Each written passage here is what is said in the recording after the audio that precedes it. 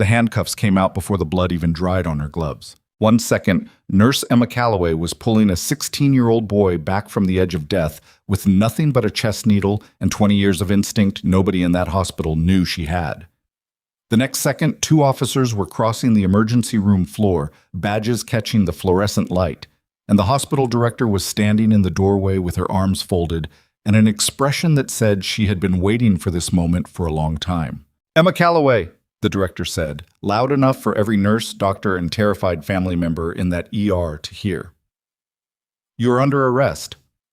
If this story already has your heart pounding, follow my channel right now, hit that like button, and drop a comment telling me what city you're watching from. I want to see exactly how far this story travels. Now let's go." The town of Harlow Creek, Montana, did not get excitement. Settled in a long valley between 2 mountain ridges that caught snow 8 months out of the year, it was the kind of place where the diner closed at 8 and the emergency room at Crestview Regional Medical Center handled maybe 4 genuine crises a week: a logging accident, a cardiac event in a man who ate too much red meat, a snowmobile wreck out on the flats. The staff knew each other's coffee orders. They knew each other's divorces. They knew, or thought they knew, everyone who worked under that roof. Emma Calloway had been there 11 months, which was long enough to be familiar and not quite long enough to be trusted. She had arrived the previous January on a traveling nurse contract, one of 3 the hospital had brought in that winter to cover a staffing shortage that the administration kept promising to fix and never did. The other 2 travelers had been loud about their credentials, quick to mention their home hospitals, chattier than the situation required. Emma had shown up with a duffel bag and a scheduling confirmation email, filled out her paperwork without conversation, and gone to work. That was the thing about Emma that people noticed without being able to name. She never oversold herself. She never angled for shifts in the quieter units. She took whatever the board gave her: overnight trauma, pediatric overflow, the psychiatric hold hallway that everyone else tried to avoid. And she worked those shifts with a steadiness that should have impressed people, and instead, somehow, made them uneasy. "She's too calm," one of the charge nurses, Della Rourke, had said once in the break room. "You ever watch her when something bad rolls in? Normal people flinch. She just goes." Nobody had a clean answer for that. Dr. Harlan Voss, the head of emergency medicine, had his own theory, which he shared freely and often. Voss was 54, had trained at a program in Philadelphia, and carried that credential like a weapon in a hospital he considered several levels below his abilities. His theory about Emma Calloway was simple. She was a traveling nurse with a patchwork resume who had picked up dangerous habits somewhere down the line and was one bad judgment call away from killing someone. "She improvises," he said, as if the word itself was an accusation. "I've seen it. She doesn't wait for attending sign-off. She makes assessments she has no business making." What Voss never said, because it would have required him to acknowledge something he preferred not to examine, was that Emma's assessments were almost always correct. The pneumonia in the 60-year-old woman who had come in complaining of back pain, Emma had flagged it 40 minutes before the imaging confirmed it. The internal bleed in the construction worker who presented with what looked like a muscle strain, Emma had pushed for the CT over Voss's initial dismissal. And when the results came back, Voss had quietly reordered his own notes to make it appear the order had been his idea from the start. Emma had noticed. She hadn't said anything. She rarely said anything. Hospital director Patricia Holt had a different problem with Emma, and it was the kind of problem administrators universally preferred over clinical ones because it was documentable. Emma's charts were late. Not dangerously late. Not negligently late. But consistently late. Submitted at the end of a shift, rather than in real time, sometimes with handwritten margin notes that didn't translate cleanly into the electronic system. Holt had called her in twice about it. The first time, Emma had listened, said she understood, and nothing changed. The second time, Holt had leaned across her desk and said, "I need you to understand that documentation is not optional. It's how we protect the hospital." Emma had looked at her calmly and said, "I thought it was how we protected patients." Holt had not called her in a third time. Instead, she had begun keeping a file. By February, the file had enough in it that Holt had contacted the staffing agency to discuss whether Emma's contract would be renewed. The answer she wanted was no. The staffing coordinator had hemmed and said they'd review it, And Holt had taken that as a soft agreement and started mentally reassigning Emma's schedule slot to someone more manageable. None of this was visible on the floor. Emma worked her shifts. She remembered the names of patients' family members. She brought coffee to the overnight orderlies without being asked.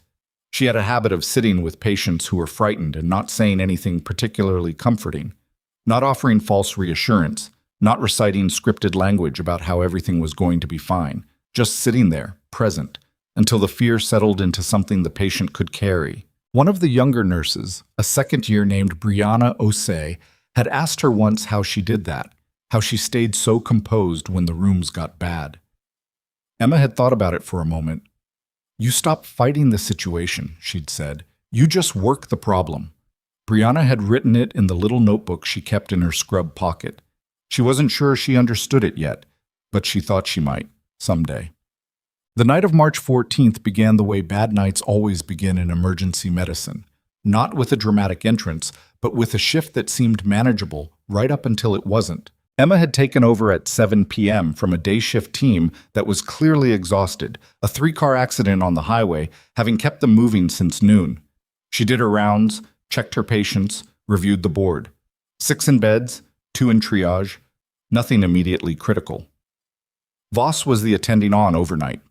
He acknowledged her with a nod that communicated both recognition and a wish she were someone else. At 9:40, the paramedics brought in a teenage boy. His name, they said, was Marcus Webb. 16 years old, a wrestler from Harlow Creek High, who had collapsed during a late practice and been found by his coach on the gym floor. The paramedics had him on oxygen, 1 line in, vitals deteriorating in a pattern that Emma read before they finished their handoff report. Diminished breath sounds on the left, tracheal deviation, jugular distension just starting to show. She knew what it was before the words formed completely in her mind. Tension pneumothorax. The left lung had collapsed, and the air trapped in the chest cavity was now compressing the heart, pushing it sideways, shutting down blood return. Without intervention, cardiac arrest would follow in minutes. Not theoretical minutes, not medical textbook minutes, but actual minutes that could be counted. "Get Voss," Emma said to Brianna, who was already moving to a bay beside her. Brianna came back 45 seconds later, which was too long. "He's with the family of the man in Bay 3. He said he'll be there in a minute." Emma looked at Marcus Webb. His lips were going pale.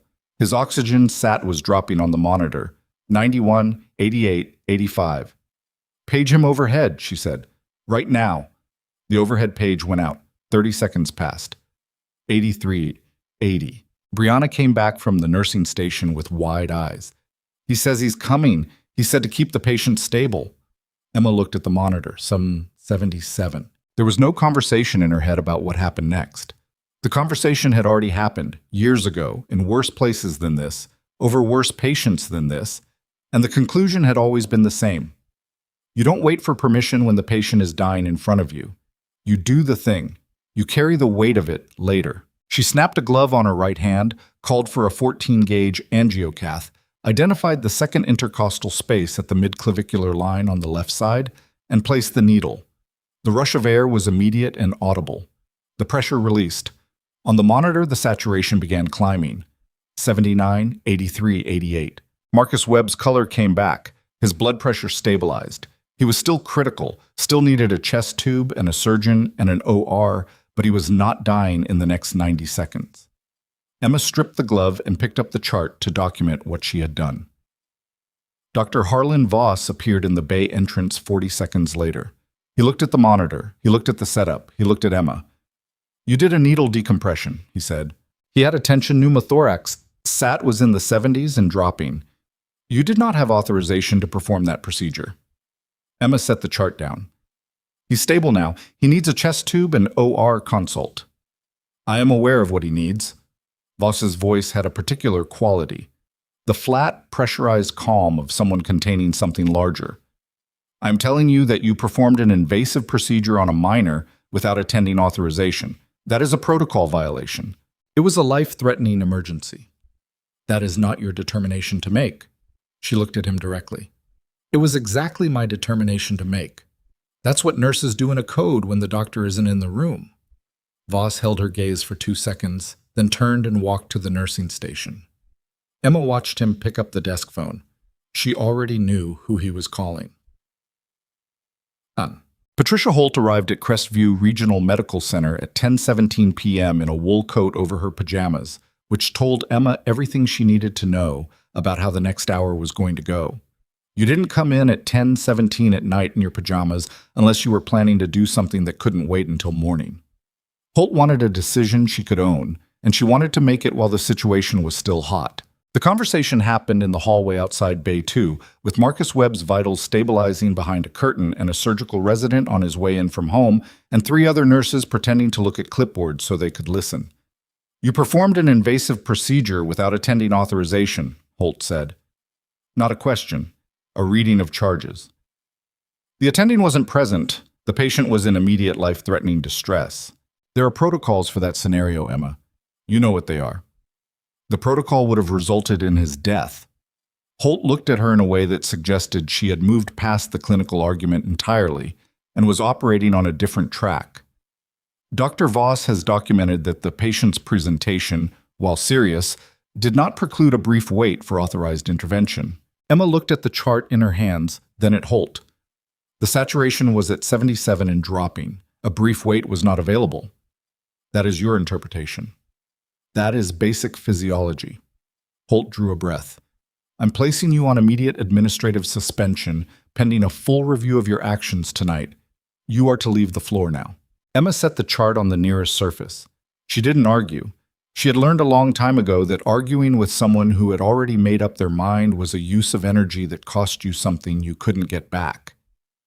She untied her gloves from her waist lanyard, set them down next to the chart, and turned toward the break room to collect her bag. She was 3 steps down the hallway when she heard Holt say, behind her, "I've also contacted security, and I want it on record that I will be recommending this be reported to the state nursing board." Emma stopped, not because the words scared her, because she was deciding, in that moment, what kind of woman she was going to be in the next 90 seconds. She had been here before, not in this hallway, not in this hospital, but in this exact moment where the institution turns its face toward you and what you do next defines something permanent. She turned around. "I want it on record," Emma said, "that the patient in Bay 2 is alive because someone made a decision when it needed to be made. Whatever comes after that is paperwork. He's breathing." She went to get her bag. What? The security guard who met her at the break room door was a man named Corbin, 50-something, soft-spoken, who had nodded at Emma every night for 11 months when she came in for her shift. He looked uncomfortable in the specific way of someone being asked to do something they disagree with but can't refuse. "I'm sorry about this," he said quietly. "You're doing your job," Emma said. "It's okay." She took her bag from her locker. Her coat. The small notebook she kept her patient notes in, which she would surrender if they asked, but which she wanted in her hand for now. She'd written Marcus Webb's vitals in it. The actual numbers, the actual times, the actual sequence of events. Whatever narrative Voss built in his documentation, hers would be accurate. Corbin walked her to the main entrance of the emergency wing, which put them in the ambulance bay, the wide receiving area with its bay doors and its painted yellow lines and the cold March air pushing through every time the sensors triggered. He stopped at the threshold. "I can't go further than this," he said. "I know. Thank you, Corbin." She stepped outside. The parking lot was half empty at this hour, the overhead lights throwing pale yellow circles on wet pavement. Emma stood for a moment and let the cold settle onto her face. March in Harlow Creek meant temperatures that hadn't decided whether they were done with winter yet, and tonight was in the low 30s, the kind of cold that woke you up rather than numbed you. She was still holding her notebook. She thought about Marcus Webb, who was 17 minutes into a recovery he hadn't known he was going to get.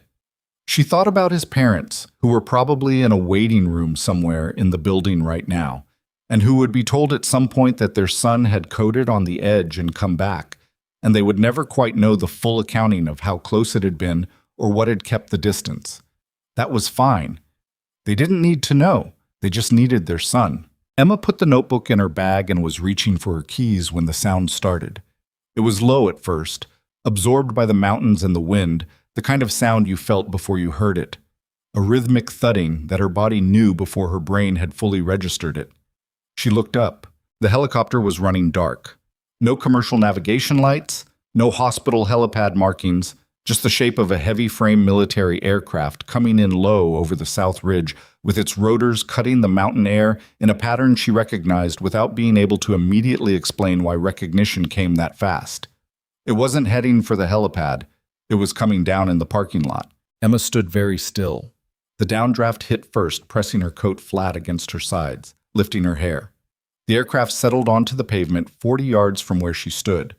Not elegantly, not with the careful approach of a civilian medevac, but with the deliberate, efficient landing of a crew that had put aircraft down in worse places and had no time to be pretty about it.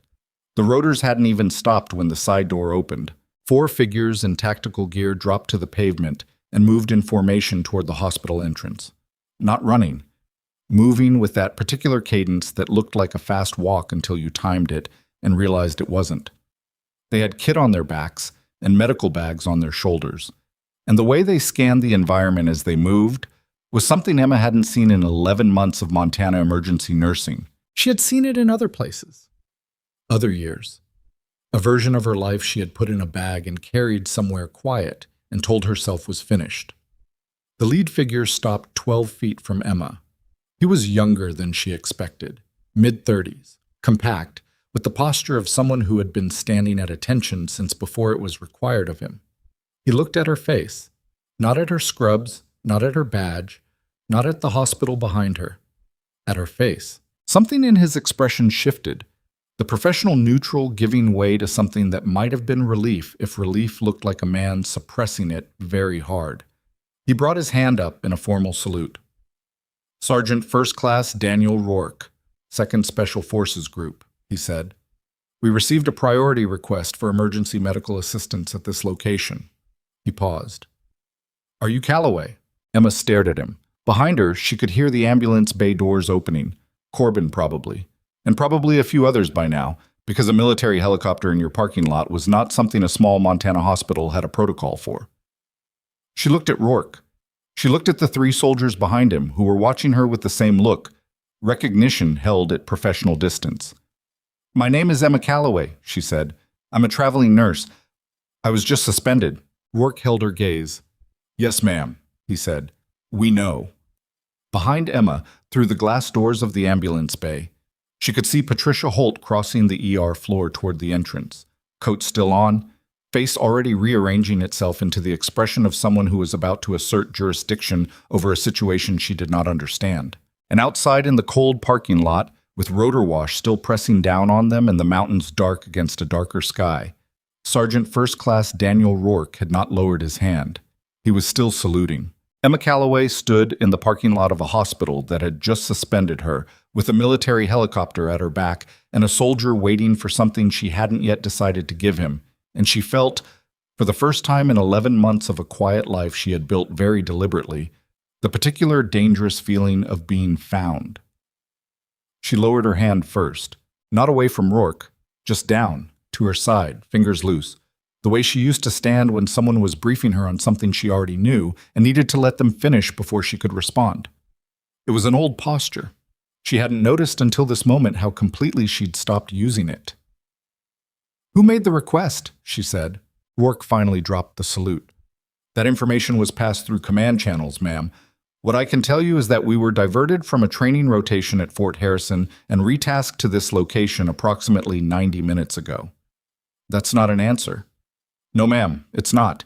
Behind her, the ambulance bay doors pushed open, and Patricia Holt stepped into the cold with the expression of someone who had decided that whatever this was, it was happening inside her building and therefore under her authority.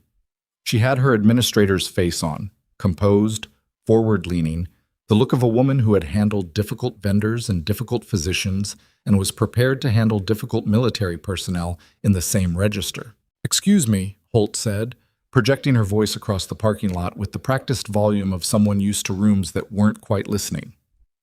"This is private hospital property. I'm going to need to understand what's happening here."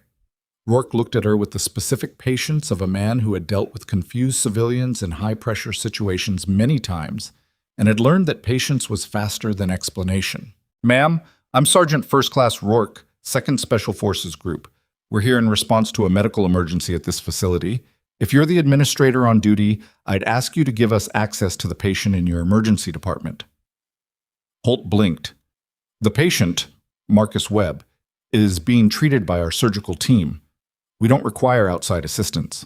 With respect, ma'am, that's not a determination I'm authorized to accept from a civilian administrator. He said it without heat, without condescension, simply factually, the way a person states something that's already true regardless of how the other party feels about it. Holt opened her mouth, closed it, looked at Emma. "Why are they here?" she said. "What did you do?" Emma looked at her steadily. "I didn't call them." "Then who?" "I don't know." And she didn't. That was the honest answer, and it sat in her chest like something with weight. 11 months of a quiet life. A small apartment above the hardware store on Creekside Road. A morning routine that involved coffee and a walk, and nothing that required her to be anyone other than a traveling nurse in a mid-sized Montana hospital. She had been careful. She had been so careful. Someone had still found her. Rourke gestured to the soldier at his left. A woman, Emma noticed, mid-30s, with a medical bag that had seen actual field use, the straps worn pale at the stress points. Corporal Tessa Magruder, our team medic. The other two are Specialist Hale and Sergeant Birch. We're equipped to assist with the current patient and with any documentation review you need. Documentation review, Holt repeated. Yes, ma'am. That's part of why we're here. Holt's composure held, but only just.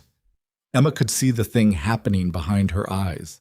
The rapid recalculation of a woman who had come out here to manage a situation and was realizing the situation had already managed itself without her involvement. "This is highly irregular," Holt said. "Yes, ma'am," Rourke agreed in a tone that indicated irregularity was the least of his concerns. They went inside, not all of them. Rourke and Magruder followed Holt through the ambulance bay while Hale and Birch stayed with the aircraft, which was already drawing a small cluster of night shift maintenance workers from the far end of the parking lot. Emma walked behind the group, which put her in the odd position of re-entering a building she had just been suspended from, behind a hospital administrator and two soldiers, and nobody had technically told her she was allowed to do that. She went anyway. The ER at 10:43 p.m. had the specific energy of a floor that had just been through something and hadn't finished processing it. The nurses at the station were doing the thing where they kept their eyes on their screens while tracking everything else in their peripheral vision.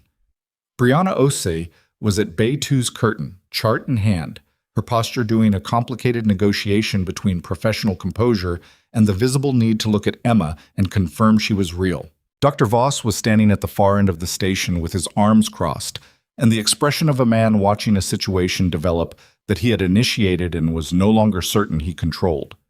He saw Rourke. He saw the gear. He saw the patches. His arms came uncrossed. Magruder moved past Holt without asking permission and went directly to Bay 2. She pulled the curtain partly open, assessed the patient, checked the monitor, spoke 2 words to the surgical resident who was prepping Marcus Webb for transfer. The resident, young, tired, running on adrenaline and secondhand authority, started to object, then looked at Magruder's bag and her patches and her face and decided against it. "Chest tube placed?" Magruder said. "Just finished. He's ready for OR. Sat? 96 and holding." Magruder looked at the placement, looked at the readings, looked at the documentation on the portable monitor.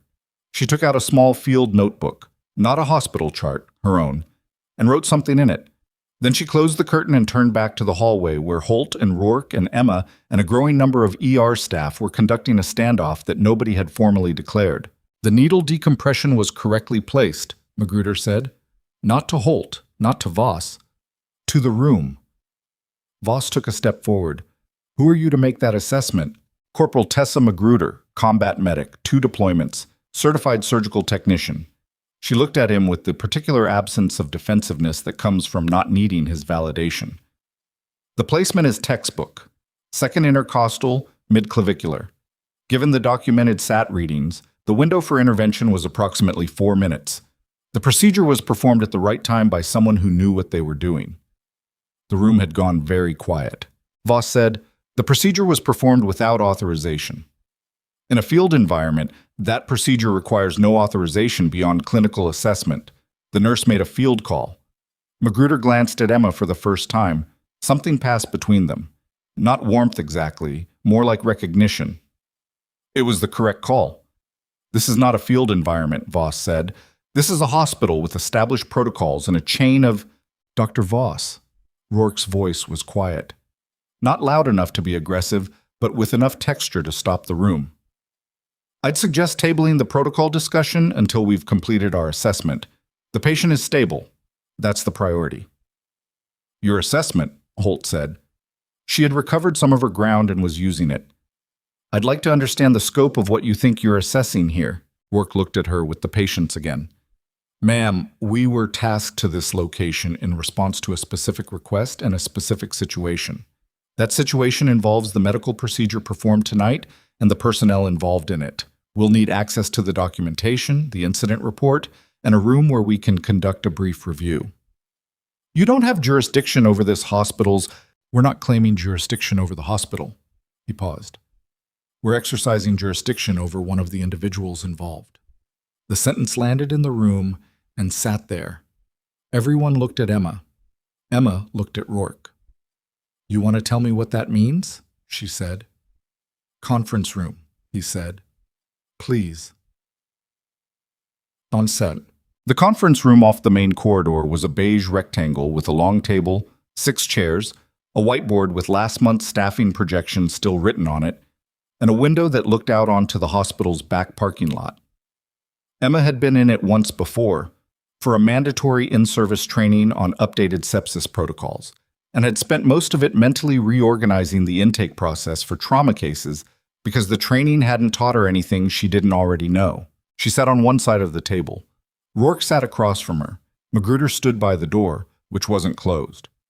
Holt had followed them in, which Rourke had allowed without comment, and she took a chair at the table's end like she was presiding over a meeting she hadn't called. Rourke set a tablet on the table and didn't open it yet. Emma Calloway, he said. That's the name on your license and your contract. It's my name. He looked at her for a moment. Prior to Emma Calloway, you used the name Emma Hartwell. The name hit her the way a name only hits you when it belongs to a version of yourself you've been walking away from. She didn't flinch. She had trained herself, a long time ago, not to flinch at things, but her hands, which were flat on the table, applied a small controlled pressure to the surface. That's a previous legal name, she said. I changed it. That's not illegal. No, ma'am, it's not. He opened the tablet. Emma Renee Hartwell, U.S. Army Nurse Course, rank of captain. Served 8 years, including 2 overseas deployments with the 75th Ranger Regiment's attached medical element, and 1 with the Special Operations Joint Task Force in a location I'm not going to name in this room. He looked up at her. You were medically separated 4 years ago. Honorable discharge. The paperwork says your reason for separation was a service-connected injury. What the paperwork doesn't say is that you were recommended for a decoration that you declined. The room was very quiet. Holt, at the end of the table, looked like she was watching a floor open up under her. Why are you here, Sergeant Rourke? Emma said. Because someone with a lot of institutional weight made a specific request. He turned the tablet around so she could see the screen. There was a name on it. A general's name, 2 stars, a man Emma had not thought about in 14 months. General Marcus Aldridge. He was informed of a situation developing at this facility tonight, and he made a call. Aldridge, she said. How did he know? A family member of one of the patients you treated over the past year, I don't have the specific chain, recognized your name in a conversation that made its way up a particular line of communication. He shook his head slightly. It doesn't matter exactly how. What matters is that Aldridge made a request to have your situation here documented and assessed by qualified military medical personnel before any administrative action became permanent. Emma sat with that for a moment. Someone from her past, a patient she'd treated, or a patient's family. 11 months of keeping her head down, and something as ordinary as a name in a conversation had been enough. I don't need the cavalry, she said. That's not what General Aldridge thinks. Aldridge hasn't seen me in 4 years. He's seen your file. Rourke closed the tablet. Captain Hartwell. Calloway? A pause. Ms. Calloway. He accepted the correction without making it a debate. You performed a life-saving procedure tonight that any military medical assessment will confirm was correct, timely, and executed with precision. The documentation you were suspended over is a scheduling complaint, not a clinical one. What's being built against you right now by this hospital is a paperwork case that is going to follow your nursing license across state lines if it's not addressed tonight. I know that. Then you know why we're here. She looked at him, at his posture, the straightness of it, the kind that wasn't performance but just load-bearing habit. At Magruder by the door, who had her arms at her sides and her face neutral in the specific way of someone who had decided to let this conversation go where it needed to go without commentary. Emma had spent 4 years building a life that didn't require anyone to go to bat for her. She had chosen traveling nurse contracts specifically because they didn't accumulate. You came in, you worked, you moved. Nobody built a file on you if you kept moving. The suspension tonight had changed that calculus. Holt would report it to the nursing board, and the nursing board would put something on her record that would follow her to the next contract and the one after that. She hadn't counted on it mattering this much. She should have. What documentation review? She said. Rourke opened the tablet again. Magruder's assessment of the procedure, my incident report, both submitted through military medical channels, which become part of a supplemental record that the state board has to acknowledge in any disciplinary proceeding. He paused. It doesn't override their process, but it complicates a simple case considerably. Emma looked at the tablet, at the form already partially filled in with Marcus Webb's presentation, the timeline, the intervention. He's going to be okay? She said. Rourke looked briefly at Magruder. Barring complications in surgery, yes, Magruder said. The decompression bought him the window. The chest tube secured it. He was lucky. He wasn't lucky, Emma said. He was in the right bay at the right time. Neither soldier argued with that. Patricia Holt asked for 10 minutes in the conference room with her own counsel, which in practice meant she stepped into the hallway and called the hospital's legal contact at 11 p.m. and came back looking like someone who had been told something they hadn't wanted to hear but had been half expecting. Emma waited. She'd gotten coffee from the break room, not with Holt's permission, not in defiance of the suspension exactly, just because she needed something to do with her hands and nobody had physically stopped her from walking back into the building, so here she was. The coffee was bad. It had been sitting since the 7 p.m. shift change. She drank it anyway. Brianna found her in the break room doorway. Is he going to be okay? Brianna said. She meant Marcus Webb. Her voice was low, not the hospital hallway low of professional discretion, but the low of actual worry. Yes, Emma said. He's in surgery. He'll be fine. Brianna looked at her hands for a second. What you did tonight, I've never seen someone move like that. I've been here 2 years and I've never seen anyone just know what to do like that, without hesitating. Emma looked at her coffee cup. I hesitated, she said. I called for Voss first. I waited for the page. You waited like 12 seconds. The protocol exists for a reason. I followed it as long as I could. Brianna shook her head slightly, not in disagreement, but in the processing of something. Where did you learn to do that? Emma looked at her, at the notebook sticking out of Brianna's scrub pocket, the one she kept for the things worth writing down. A long time ago, Emma said. In a job I don't talk about. Brianna nodded slowly, in the way of someone who had just understood that the question had been answered completely, even though the answer was almost nothing. She went back to the floor. Emma finished the bad coffee. What happened next happened fast in the way that institutional reversals always do. Not dramatically, not with speeches, but with the rapid retraction of positions that had been held too confidently, too fast. The hospital's legal contact had told Holt, in the 10 p.m. phone call, that a military documentation review submitted to a state licensing board created a procedural complication that the hospital's malpractice carrier would want to weigh in on before any permanent action was taken. The phrase premature administrative decision had been used, possibly more than once. Holt came back into the conference room and sat down and did not look like herself, which was the most honest Emma had ever seen her.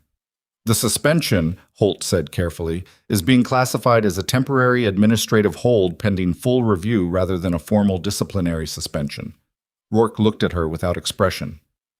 Meaning? Meaning it's not reportable to the state board in its current classification. She said it like each word cost her. The review will take into account tonight's documentation, including the military assessment. And Ms. Calloway's access to the floor? A pause long enough to be its own answer.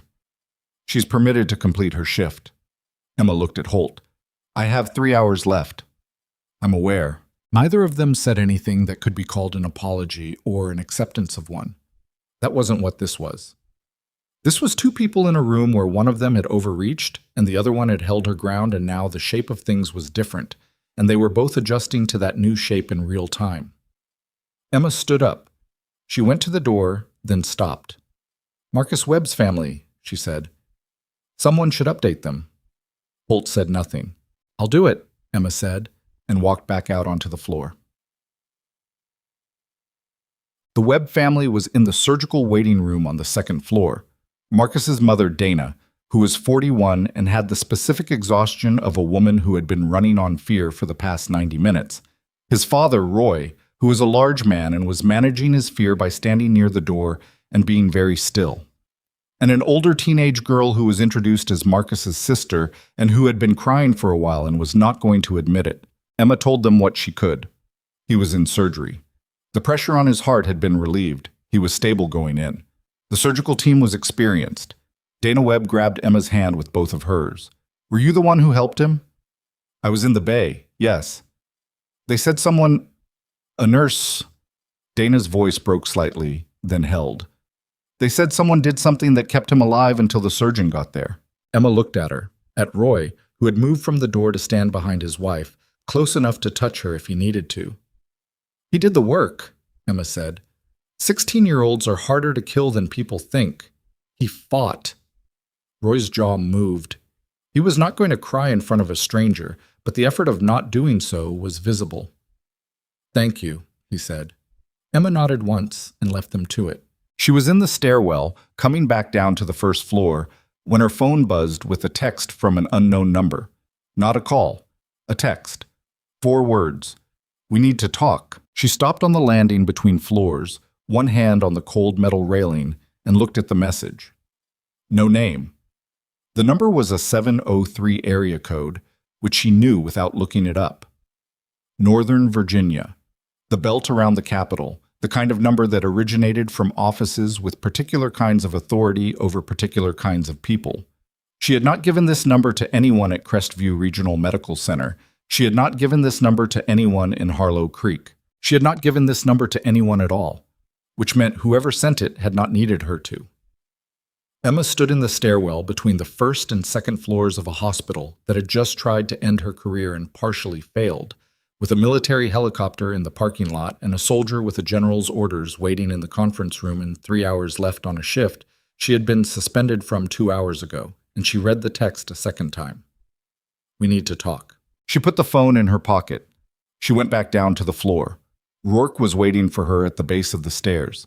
He had his tablet closed under his arm and something different in his posture. Not the formal military bearing of the parking lot, but something tighter, the posture of someone who had just received information. What happened? She said. He looked at her for a moment. Then he said, the request for our diversion tonight. The original call that sent us here. It didn't come from General Aldridge. Emma went still. What? Aldridge confirmed the mission when we notified him, but the initial request came from somewhere else. He paused. From someone who knew your name, your location, your current contract, and the specific incident that happened tonight, within an hour of it happening. The waiting room was 20 feet away. The ER was 20 feet in the other direction. She was standing in a corridor between them with a soldier telling her that her careful, deliberately anonymous life had not been as anonymous as she had believed, and that whoever had dismantled that anonymity had done it not slowly over months, but tonight, within an hour, with the kind of access that didn't come from ordinary channels. Who? She said. Rourke looked at her with something she couldn't quite read. Not reluctance exactly, but the look of someone delivering information they aren't certain the other person is ready for. The request came through a joint special operations liaison, he said. The name attached to it is someone you served with. Someone who's been watching your record, both records, for a while. Emma's hands were very still at her sides. Give me the name, she said. Rourke told her. And for the first time in 11 months, for the first time since she had packed everything she was into a duffel bag and walked away from a life that had cost her more than she had known when she chose it, Emma Calloway felt the floor shift under everything she had built. The name was Nora Vasquez. Emma stood in the corridor and let it land. Let it move through her the way information moves through a person when it carries actual weight. Not fast, not clean, but with the slow pressure of something reconfiguring. Nora Vasquez had been a flight nurse with the 161st Special Operations Aviation Regiment. She had been Emma's counterpart on the Joint Task Force rotation, the medic on the aircraft, while Emma ran the ground-level stabilization. They had worked together on 11 missions over 7 months, which in that environment created a kind of professional bond that had no civilian equivalent. You didn't become friends exactly. You became load-bearing elements of each other's survival, which was a different thing. Emma had not spoken to her in 3 years. "Where is she now?" Emma said. "Joint Base Lewis McChord. She's a flight instructor now." Rourke watched her face. "She's been keeping tabs on your reassignment records through a contact in the Army Personnel Office.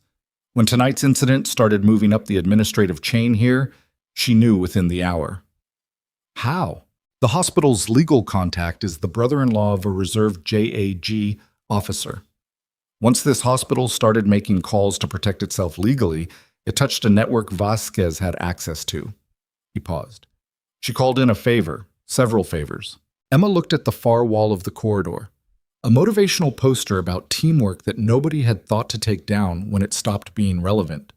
She thought about Nora Vasquez on a flight deck in the dark, making calls on behalf of a woman she hadn't talked to in 3 years. Burning favors. Burning contacts. Doing the thing that Emma, in the same situation, would have done and never admitted to.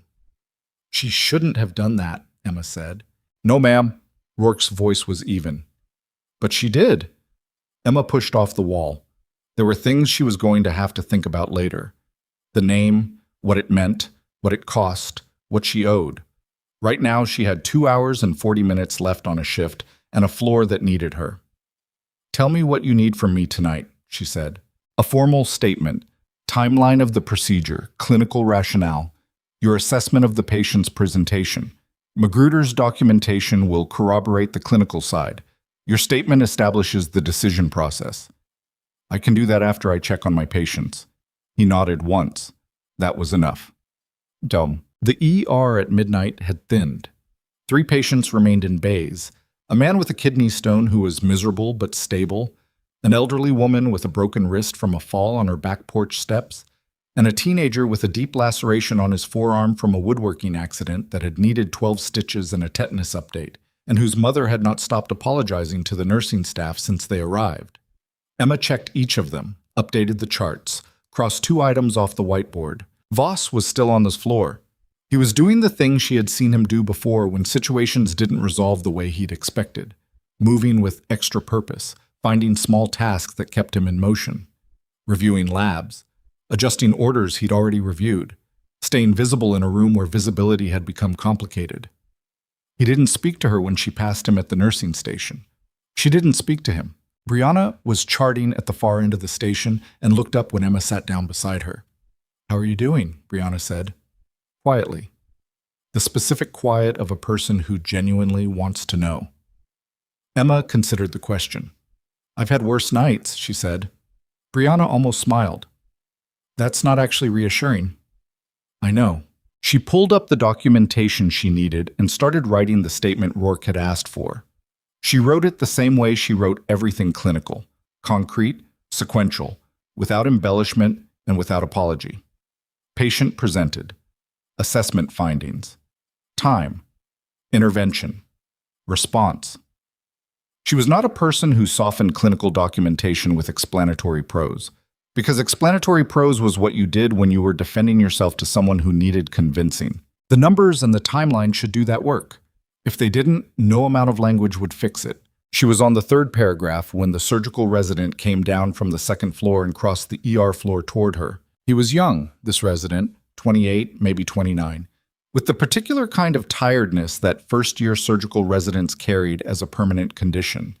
His name was Dr. Elliot Crane, and Emma had worked with him twice before, both times in circumstances where he'd been competent under pressure in a way that suggested he'd eventually be a good surgeon once the institution finished grinding the edges off him.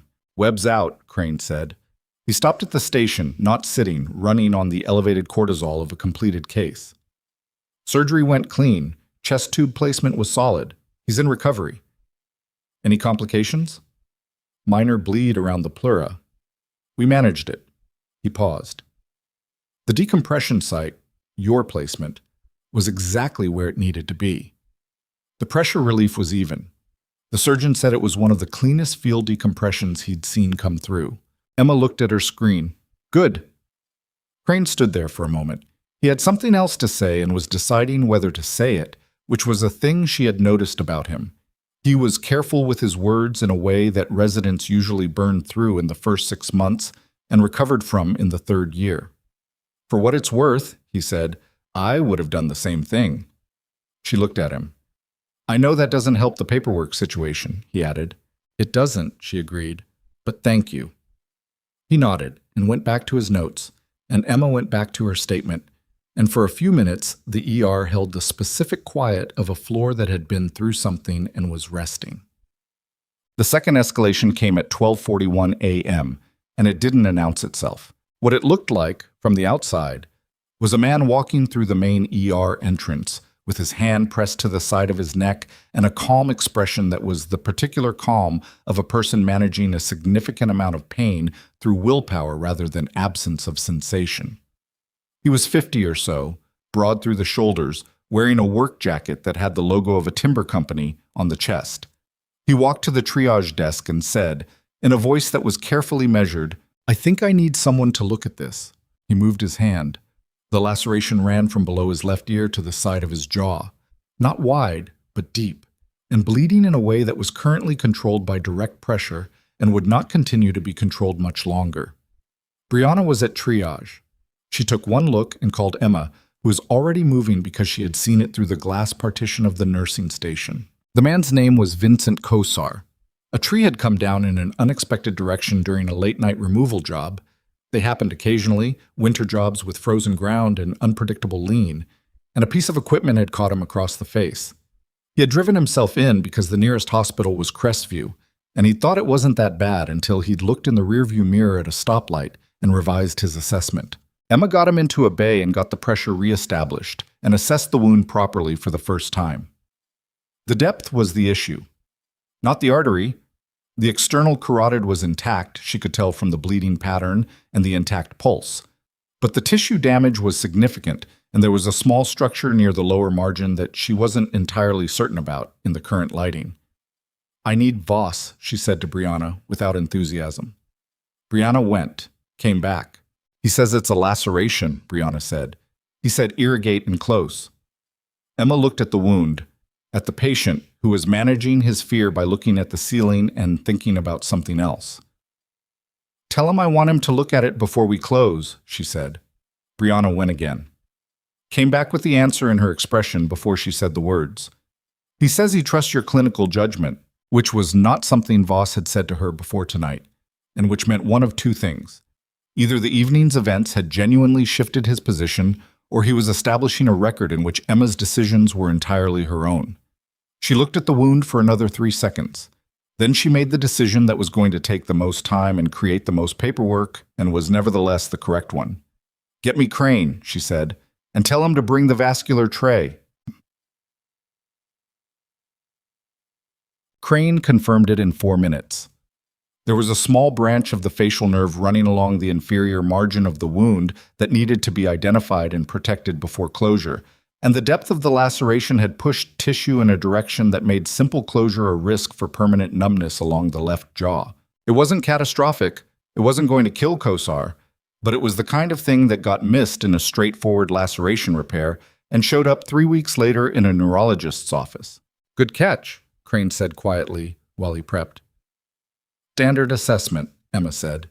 She assisted the closure and documented everything and updated Kosar on what had been done and why, and he listened with the careful attention of a man who worked with machinery and understood that small tolerances mattered.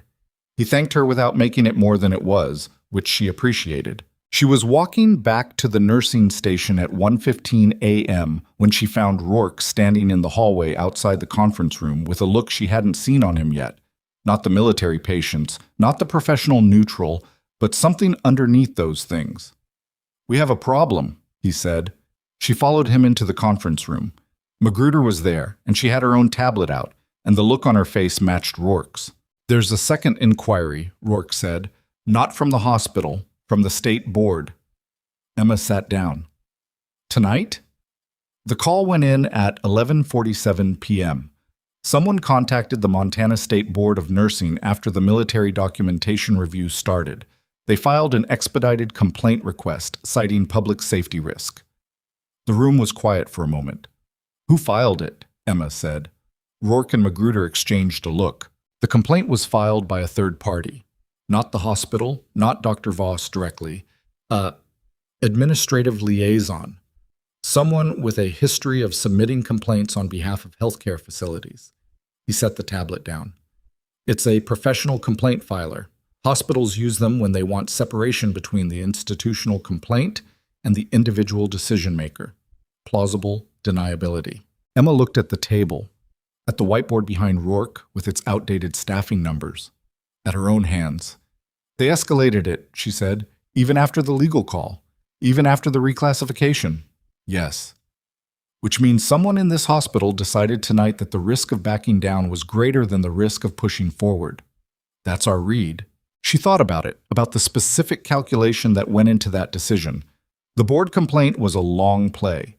It would take weeks, months possibly, to process.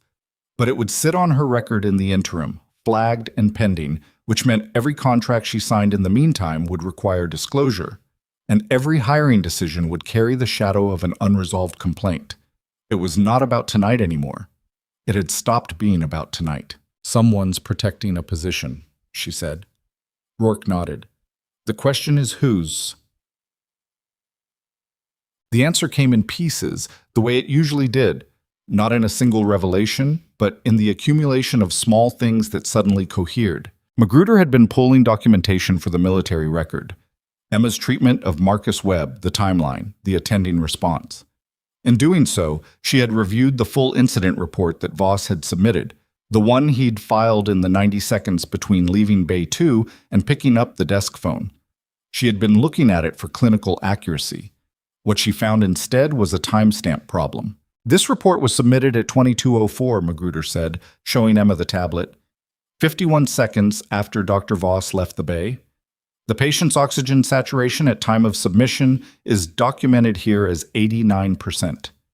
Emma looked at the number. "His sat was 77 when I placed the needle. It was climbing when Voss came in. By the time he reached the nursing station, it would have been in the mid-80s at best."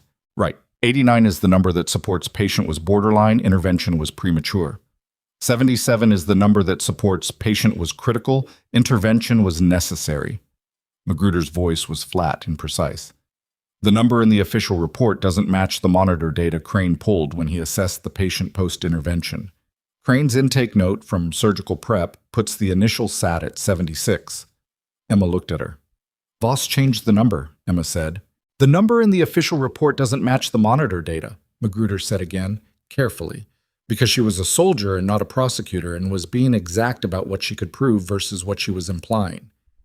"That's what the documentation shows." Emma sat with that for a moment.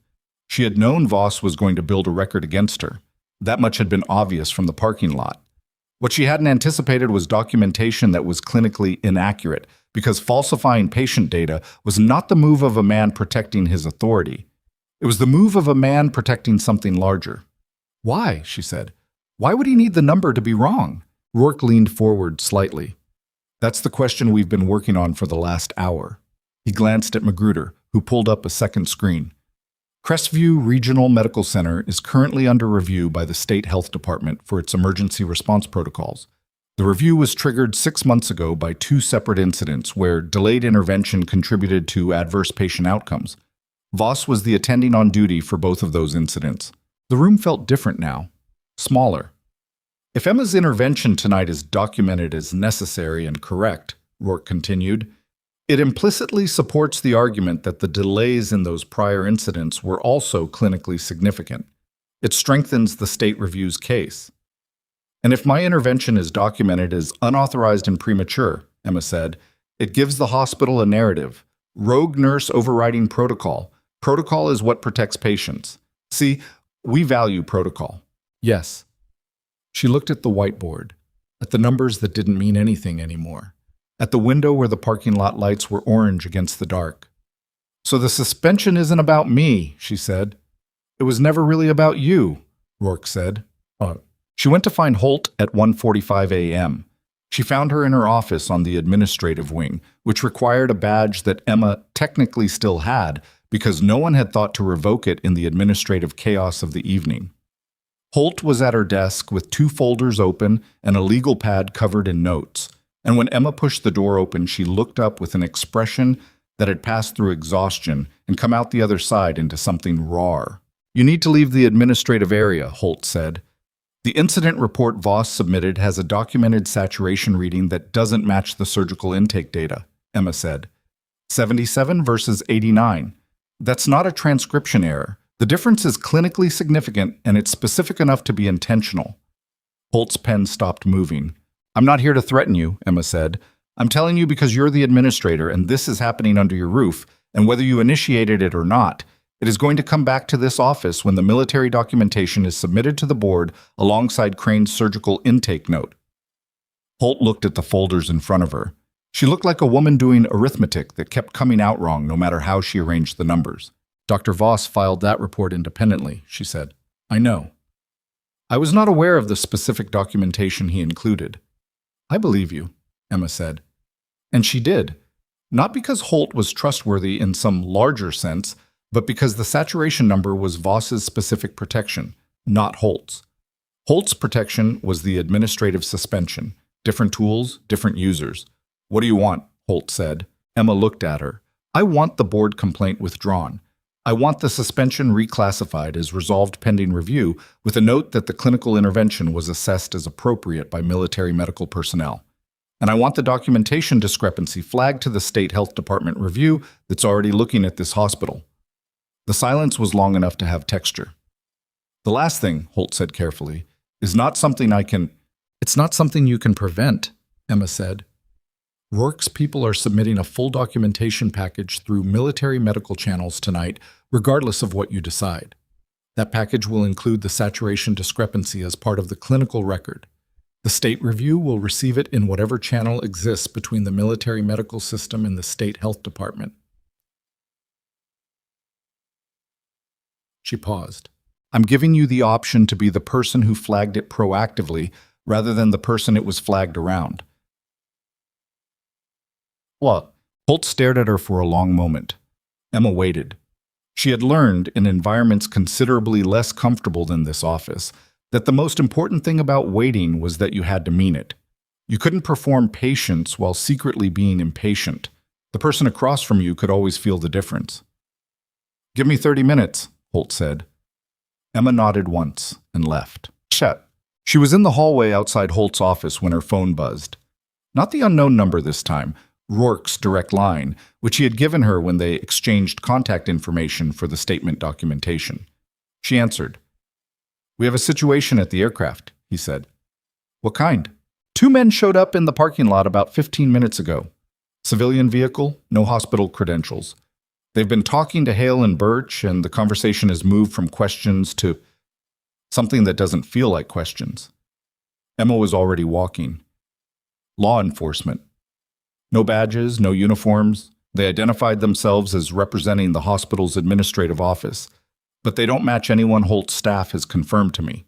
She pushed through the stairwell door and went down. "Where's Voss?" A pause.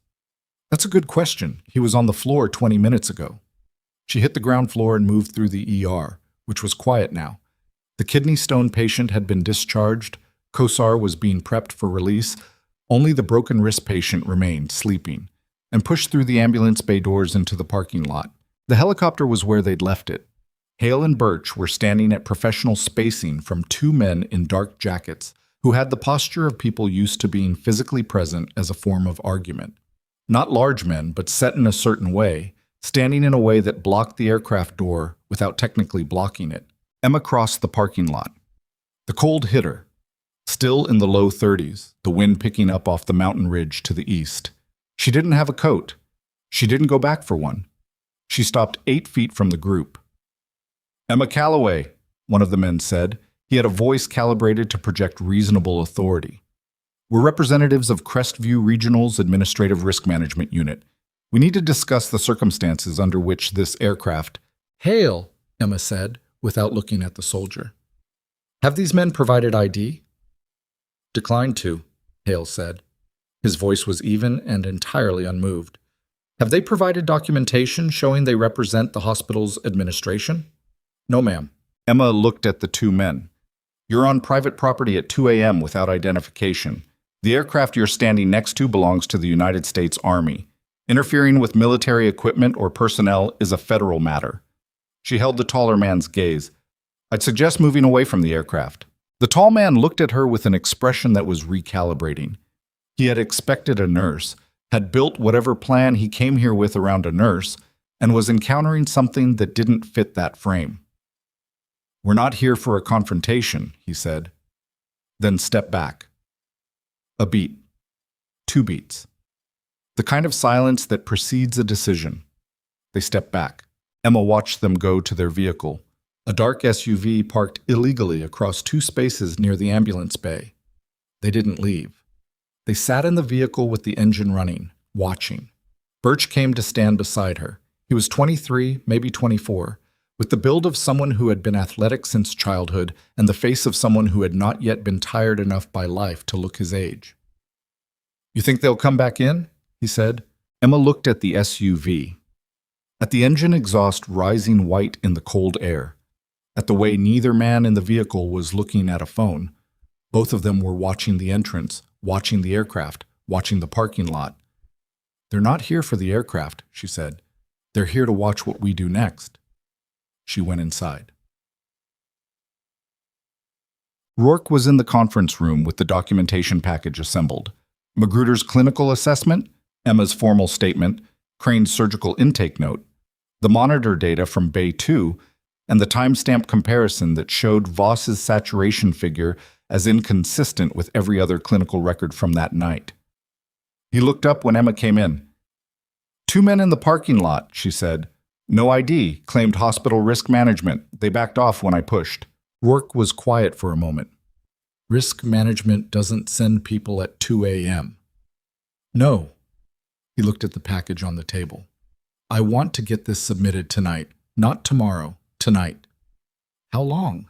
30 minutes if the transmission channel cooperates. An hour if I have to use the backup. He looked at her. Once it's in the military medical system, it's permanent record. The board complaint has to contend with it. The hospital's incident report has to contend with it. Voss's documentation discrepancy is on record. Emma looked at the papers. At the monitor printout Magruder had obtained showing the actual saturation readings with their actual timestamps. At the line on the chart where 77% of oxygen saturation sat like a marker for everything that had happened tonight and why. Do it, she said. Rourke began uploading. What happened in the next 4 minutes happened because someone in that hospital had been watching the conference room, through the window, through information, through the 2 men in the parking lot who were not risk management, and had calculated that the window for interruption was closing. The door opened. Dr. Harlan Voss came in with a man Emma didn't recognize, 50s, in a suit that said lawyer the way certain suits did, carrying a leather folio. Behind them, a step back, was Patricia Holt. She looked like she had not chosen to be part of this particular entrance and was there because she had been collected on the way. Voss looked at the table, at the documentation, at Rourke's tablet transmitting. You need to stop that upload, the man in the suit said. Rourke kept typing. I represent Dr. Voss and, as of this evening, Crestview Regional Medical Center. That documentation has not been reviewed or authorized by hospital administration. It's a military medical assessment, Rourke said. It doesn't require hospital authorization. It references hospital patient records, which are protected. The patient data referenced is from the military medical team's own clinical assessment of the patient conducted tonight with attending surgical clearance. It is not a hospital record. It is a military record. Rourke said it without looking up. If you want to contest that in the morning with a federal judge, you're welcome to. The man in the suit turned to Holt. You need to instruct them. I'm not instructing them to do anything, Holt said. Her voice was flat and tired. I spoke with our carrier 30 minutes ago. We're not escalating this. Voss went still. Holt looked at him. Not with anger, not with regret, with the specific expressionlessness of a woman who had made a decision and was done renegotiating it. "Harlan," she said, "the saturation discrepancy in your incident report. I need you to explain it to me right now." The room waited. Voss looked at the documentation on the table, at Magruder's assessment, at the monitor printout with its time-stamped numbers. He looked at Emma, and in the specific silence that followed, the silence of a man calculating an exit from a room that had stopped having one, Emma watched something happen in Voss's face. Not remorse, not quite. The particular expression of a person who has run out of room to move and has not yet accepted it. "That number," he said, "was recorded from Harlan." Holt said his name the same way you say a name when you want someone to stop talking before they make it worse. He stopped. Rourke hit the final key. The upload completed. The package was in the system. Into the silence, Rourke said quietly, "Transmission confirmed." And then his phone rang. He looked at the screen. Something moved across his face. Surprise held in tight, professional containment. "Excuse me," he said, and stepped out of the conference room into the hallway and pulled the door partially closed behind him. Emma could hear his voice, but not the words.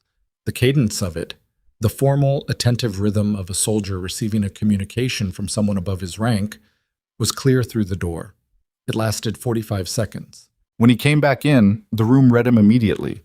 Something had changed, not in what he knew, but in what he'd just been told that turned what he knew into something larger.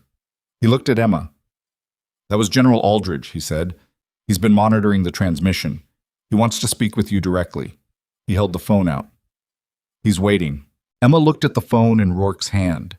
Behind her, she was aware of Voss and his lawyer and Holt, arranged in the room like the aftermath of something.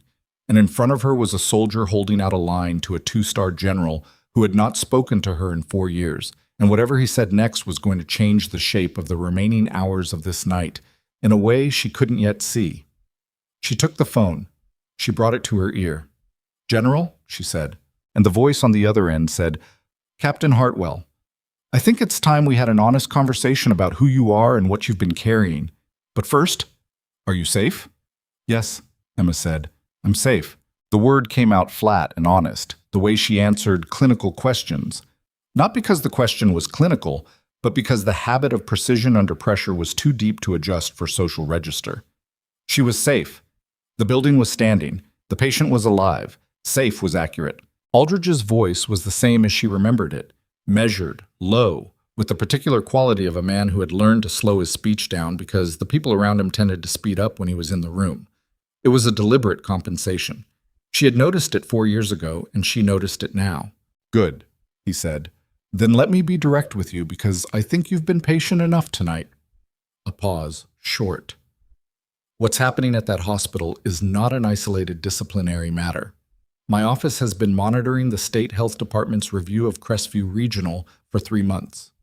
What you walked into tonight, the incident, the response, the way the documentation was handled, it fits a pattern we've been documenting since October." Emma turned slightly away from the room. Not for privacy. There was no real privacy in a conference room with 5 other people in it, but because she needed to not be looking at Voss's face while she processed this. "How many incidents?" she said.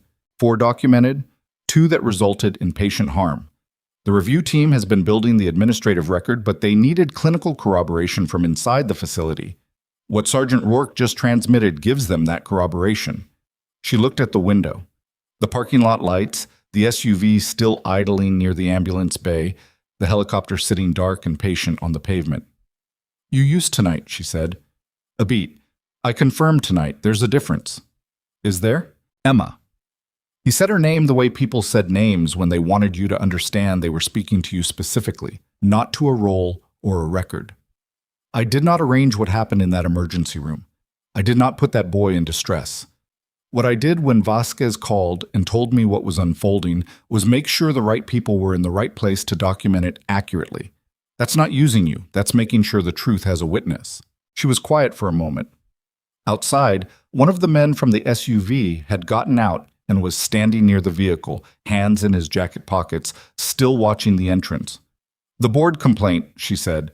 "The expedited filing. Will be withdrawn. The carrier has already been advised. The state board received our documentation package simultaneously with the transmission, and they've put the complaint in administrative hold pending review. He paused. Your license is not at risk, Captain. It was not at risk the moment Rourke's team landed. She absorbed that. The weight it had been carrying, the specific practical fear of a flagged nursing license following her across state lines, shifted and didn't disappear entirely, but reduced to something she could carry differently. Don't call me that, she said. All right. No argument. What do you need from me tonight? She thought about it. About what tonight had cost and what it had exposed and what was still unresolved in the conference room behind her. Voss altered the documentation, she said. The saturation number in his incident report doesn't match the monitor data or Crane's surgical intake note. I need that discrepancy on record somewhere that the State Health Review can access directly, not just through the military channel. It already is. The package Rourke transmitted included a direct notation to the State Review Coordinator. She'll have it in her inbox when she starts work in the morning. Another pause. Is there anything else? Emma turned back to the room. To Voss, who was standing beside his lawyer with the rigid stillness of a man holding himself together through will alone. To Holt, who was looking at the floor. To Rourke, who was watching her with the patience he seemed to have an unlimited supply of. No, she said. I think the night handles itself from here. Then get some rest when you can.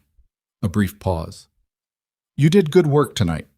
She handed the phone back to Rourke without responding to that, because there was nothing to say to it that wouldn't sound like either false modesty or genuine agreement, and she wasn't in the mood for either. Voss's lawyer spoke for 6 minutes in the conference room, and in those 6 minutes he said a great deal without saying anything that mattered.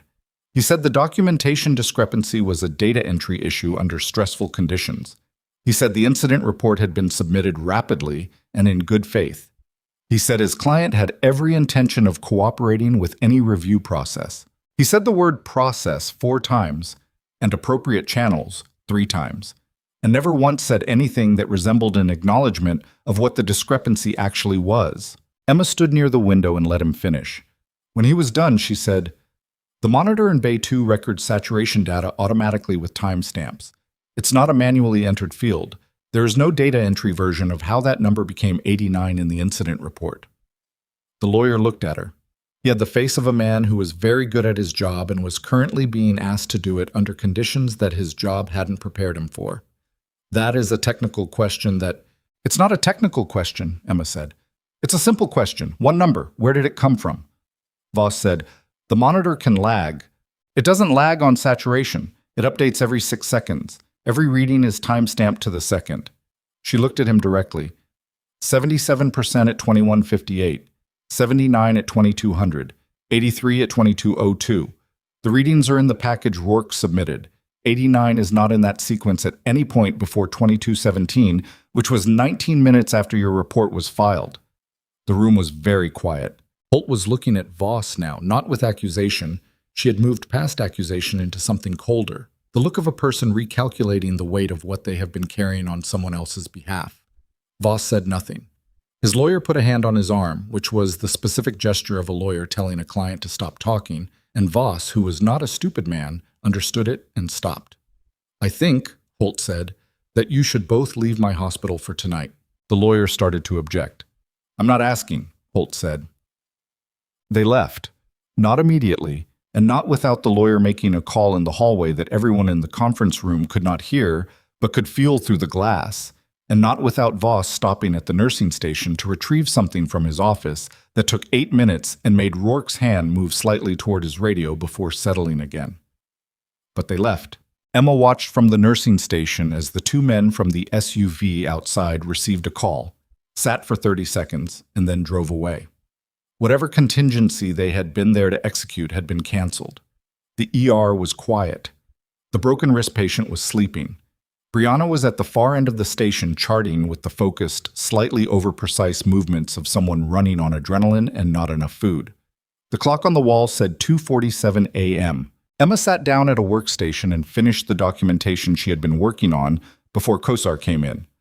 The earlier patients, the shift notes, all of it. She did not rush it. She did not slow it down. She wrote it the way she always wrote it, which was completely and accurately, and when she was done, she submitted it and pulled the next item in her queue. Rourke appeared at her elbow. "We'll be here until morning," he said. "Then we need to get the aircraft back. I'll want a final signature from you on the statement before we go." "I'll be here." He nodded. He started to leave, then stopped. "For what it's worth, Vasquez is going to want to hear from you. Eventually." Emma kept her eyes on the screen. "I know." She wasn't wrong to do it. "I know that too." A pause. "It doesn't make it simple." "No," he said. "It doesn't." And he went back to the conference room without making it anything more than what it was. At 3:15 a.m., Marcus Webb's surgeon came down from the second floor. His name was Dr. Patrick Seo, and he was 61 years old and had the unhurried manner of a man who had been in enough operating rooms to know that urgency in the hallway was almost always counterproductive. He found Emma at the nursing station and sat down in the chair beside her without asking if it was occupied, which it wasn't. "Your patient is stable," he said. "Full recovery expected. He'll be on chest tube drainage for 48 hours and will want pulmonology to look at him before discharge, but the underlying presentation was isolated. No structural lung issue, just bad luck and bad timing." "Thank you for the update." Seo looked at her for a moment. He had the eyes of a man who had been reading situations for a long time and didn't bother filtering what he saw. "Elliot Crane told me about the decompression," he said. "The placement, the timing." He paused. "Where'd you train?" Emma looked at her screen. "Various places?" "Various places." He let that sit. The precision of the placement suggests either excellent training or significant experience under pressure. Usually both. She didn't respond. "I'm not asking for a resume," he said. "I'm telling you that I've been doing trauma surgery in this hospital for 11 years and I've seen 3 field decompressions come through the ER in that time. Yours was the best." He stood up. "Whatever the paperwork says by morning, that's the clinical record. It doesn't change." He went back upstairs. Emma sat with that for a moment. Not with pride exactly, but with something quieter. The specific satisfaction of a thing done correctly in conditions that made correctness difficult. It was the only kind of satisfaction she had ever found completely reliable. The first piece of Voss's position came apart at 4 a.m., and it came apart not dramatically but administratively, which was how these things always actually happened.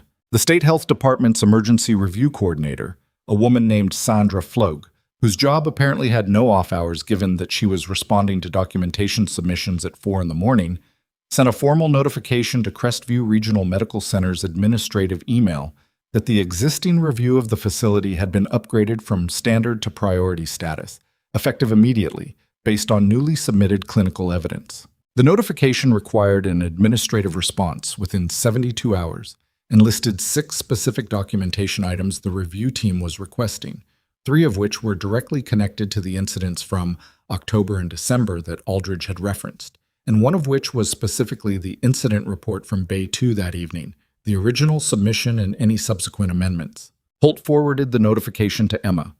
She wasn't required to do that. She did it anyway, at 4:03 a.m., with no message attached. Emma read it once, filed it, kept working. At 4:30, the results of Voss's October incident came through the documentation package Rourke had compiled. Not the health department review materials, which were confidential, but the military medical record cross-reference that Aldridge's office had compiled from the patient transfer records. A 63-year-old man admitted with chest pain, discharged with a diagnosis of musculoskeletal strain, readmitted 40 hours later via ambulance with a STEMI. He had survived. The documentation from the original visit showed a triage assessment that had not flagged the cardiac presentation appropriately, and an attending sign-off that had accepted the initial assessment without ordering the ECG that would have caught it. The attending on both visits had been Voss.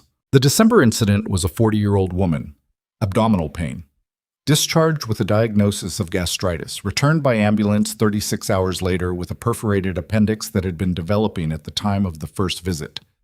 She had spent 8 days in the ICU. She had survived, but the recovery had been long and the outcome had been closer than it should have been. And the documentation from her first visit showed assessment notes that did not match the severity of the presentation she later described to the review team. Voss again. Emma read both summaries in the quiet of the 4:40 a.m. nursing station and felt something settle in her. Not anger, not vindication, but the specific gravity of understanding why tonight had happened the way it had. Voss wasn't a bad doctor in the simple sense. He was a doctor who had made serious errors and had then, in the way of people who have built their entire identity on professional authority, found it genuinely impossible to absorb that information. So he had managed it instead. He had built a practice of managing it, the documentation, the narratives, the institutional support that kept the questions from becoming formal. And when Emma's intervention tonight had threatened to generate a clinical record that made management impossible, he had acted. The saturation number in that incident report wasn't a data entry error. It was the reflex of a man who had been falsifying his own clinical record for months, and had simply extended the habit. She filed the summaries with her other documentation and went to check on her remaining patients. At 5:15 a.m., Harlan Voss sent an email to Patricia Holt, resigning his position as head of emergency medicine, effective 30 days hence, pending transition planning. Holt forwarded it to the state health department coordinator with a note that the resignation was voluntary and the hospital would be cooperating fully with the priority review. She copied the hospital's board of directors. She did not copy Voss's lawyer. At 5:40, the lawyer sent a separate communication to the State Board of Nursing, withdrawing the expedited complaint against Emma Calloway on behalf of his client, citing a procedural error in the original filing. The withdrawal was processed and acknowledged. The complaint was removed from active status. Emma received the automated notification on her phone at 5:43 and read it standing in the doorway of Bay 4, where the broken wrist patient was awake now and asking about breakfast options. She put the phone back in her pocket and told the patient that breakfast would be available at 7 and that her wrist would need to be casted before she could be discharged. And did she want something for the pain in the meantime? The patient said yes, and Emma got it for her, and that was the most straightforward transaction of the entire night. Rourke found her at 6 a.m. with the final statement printout and a pen. She signed it at the nursing station with the lights coming up outside and the morning shift starting to filter in. Nurses arriving in pairs, the day charge nurse doing her board review, the particular energy of a hospital transitioning from the dark logic of overnight to the busier, louder, more institutional rhythm of daytime. Brianna was handing off to the incoming charge nurse when she caught Emma's eye across the station. She held up the little notebook from her scrub pocket, not waving it, not making it a moment, just showing her. Emma nodded once. Rourke took the signed statement, slid it into the documentation folder. Will be wheels up at 0700. The full package goes to the Military Medical Review Board and the state coordinator simultaneously. All right. Is there anything you need from my end before we go? Emma looked at the station, at the board, at the shift coming alive around her. No, she said. I think I'm good. He looked at her for a moment, the same look he'd given her in the parking lot when he'd said her name and waited. Vasquez is going to call you, he said. Probably today. I'll pick up. You don't have to. I know. A pause. I'll pick up. He gave her something that wasn't quite a salute and wasn't quite a nod. Something between them, the gesture of a person acknowledging a peer in a context where the formal options didn't quite fit. Then he gathered his people and his documentation and went back through the ambulance bay and into the parking lot, where the helicopter was already running its pre-flight checks in the early morning cold. Emma watched from the window as it lifted. Not dramatically, not cleanly, the rotors kicking up loose gravel and making the maintenance crew standing 50 yards back turn away from the wash. It cleared the roofline and angled south and was gone in under a minute. She turned back to the floor. The morning shift charge nurse, a woman named Carol, who had been at Crestview for 20 years and had the authority of someone who had outlasted 4 different administrations, stopped beside her. Wild night, Carol said. It was not a question. Busy, Emma said. Carol looked at the board, looked at Emma, and handed her a coffee cup that was fresh from the break room. Surgeon posted Marcus Webb's update at 5:30. Good outcome. His parents are in the family room. Emma took the coffee. I know. They've been asking about the nurse who was with him when he came in. Emma looked at the hallway toward the family room, at the ordinary institutional carpet and the ordinary institutional lighting, and the door at the end of it where 2 people were waiting for news with the specific patience of parents who had been through the worst of the night and were beginning to understand they were coming out the other side. She went down the hallway. She pushed open the door. Dana Webb looked up from the chair where she'd been sitting with her hands folded in her lap, and the expression on her face when she saw Emma was the particular expression of a person who does not yet know all of the events of the preceding hours, but understands, with the deep accuracy of a mother's instinct, exactly who is responsible for the fact that her son is alive. "They said he's going to be okay," Dana said. Her voice was unsteady. They said he's going to be completely okay." "He is," Emma said. Dana stood up and crossed the room and put her arms around Emma without asking permission, which was the kind of thing Emma did not typically respond well to from strangers, and held on for 3 seconds that had more weight in them than most 3 seconds carried. Roy Webb was at the window, and he turned around, and his face did the thing it had done the night before. The controlled architecture of a man not going to cry in front of a stranger, holding by its finest margin. "Thank you," he said. The same 2 words as before. They still meant what they meant. Emma said, "He's going to give you trouble for years. He's got the right kind of constitution for it." Roy let out a sound that was a laugh that had been waiting a long time to happen. She stayed for 4 more minutes. She answered their questions about the recovery timeline and the chest tube drainage and what pulmonology follow-up would look like. She answered them the way she answered all clinical questions, directly, completely, without softening the information or over-explaining it. And they received it the way people receive information from someone they trust, which was with attention rather than anxiety. When she left the family room, she stood in the hallway for a moment with the coffee cup warm in her hand and the morning shift in full motion around her. The State Health Department review of Crestview Regional Medical Center would proceed for 6 weeks. It would find systemic issues in emergency assessment protocols, documentation practices, and attending oversight that traced directly to the administrative priorities that had shaped the department under Voss's leadership. The findings would be formal, specific, and public. Voss's resignation would not wait the 30 days. Under advice of counsel and in light of the review's scope, it would be accepted effective immediately.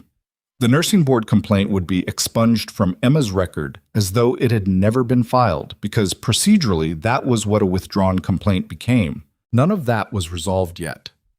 It was 6:15 in the morning, and Emma Calloway had 23 minutes left on a shift that had started at 7 p.m. and had not been what anyone would call routine. The day-charge nurse was updating the board. Somewhere upstairs, a 16-year-old boy was breathing with both lungs and didn't know yet how close that had been, and that was exactly as it should be. Emma's phone buzzed. She looked at the screen. The number was a 253 area code, Joint Base Lewis McChord, Washington State. She looked at it for 1 ring, 2 rings. She picked up. "Vasquez," she said. A pause on the other end, a breath.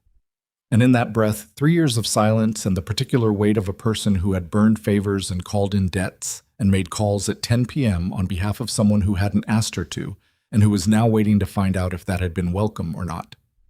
Then, "I heard you had a night." Emma leaned against the corridor wall, looked at the ceiling, at the fluorescent lights, which were the same as every fluorescent light in every hospital corridor she'd ever stood in. "That's one word for it," she said. And then Nora Vasquez laughed. A real laugh, not a polite one, the kind that meant she'd been holding it. And Emma, for the first time in 11 months of careful, deliberate quiet, almost laughed with her. Almost. Because her phone buzzed again while Vasquez was still talking. The second call was not a number she recognized. Not a 703 area code or a 253 area code or anything from her existing world. It was a Montana number, local. And the name that came up with it was not a contact she had saved. It was the name of a patient she had treated 3 months ago and had not heard from since and had no reason to hear from now at 6:17 in the morning on a number she had never given out. She stared at the screen. "Vasquez," she said, "I'm going to have to call you back." She looked at the name on the screen for 3 full seconds. James Kowalczyk, 61 years old. Former mill foreman, retired. She had treated him in December for a laceration on his right forearm from a table saw that had required deep closure and a nerve assessment and 2 hours of her shift. He had been polite, quiet, the kind of man who apologized for taking up space in an emergency room. She had given him her discharge instructions and told him to follow up with his primary care physician in a week, and he had thanked her and left. And she had not thought about him since, because that was how emergency nursing worked. You met people at the worst hour of their day, and then they went back to their lives, and you stayed in the room and waited for the next worst hour. She did not know how he had this number. She answered. Mr. Kowalczyk, she said, I'm sorry to call so early. His voice was careful, the voice of a man who had rehearsed the opening line. I heard what happened last night. My daughter works housekeeping here. She called me around midnight, and I've been up since. Emma straightened slightly. How did you get this number? She got it from someone on the floor. I know it's not how things are supposed to work. I'm sorry. A pause. I needed to tell you something before it got lost in whatever happens next. She waited. When you treated me in December, he said, you flagged something in my chart, something about my blood pressure reading and my presentation that you thought didn't match the saw injury. You added a note recommending I follow up with cardiology within 2 weeks. She remembered it vaguely, not him specifically, but the type of presentation. The numbers had been slightly off in a way that didn't belong to pain response or anxiety. She had noted it the way she noted everything she saw, because notation costs nothing and the absence of it sometimes cost everything. I remember, she said. I didn't go to cardiology. His voice shifted.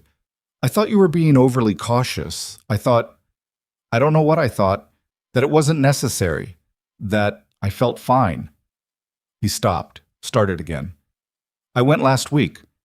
My regular doctor finally pushed me into it. I have a significant blockage in my left anterior descending artery. They're scheduling surgery next month. Emma stood very still in the corridor.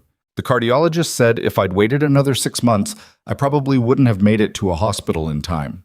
He paused. She asked who had flagged the cardiac concern initially. I showed her your note in my discharge paperwork. His voice was not steady anymore. She said whoever wrote that note was paying very close attention. Emma looked at the floor, at the corridor carpet worn thin along the center where feet had traveled it for years. Mr. Kowalczyk, she said, I'm glad you went. I called because I heard they were trying to take your license. My daughter said there was some kind of complaint, He stopped. I want to go on record, whatever they need from me. A statement, a testimony, whatever the process is. You saved my life in December, and I wasn't going to let that go without someone knowing. She closed her eyes for 1 second. Not from emotion exactly, or not only from emotion, but from the specific, almost unbearable weight of cause and effect.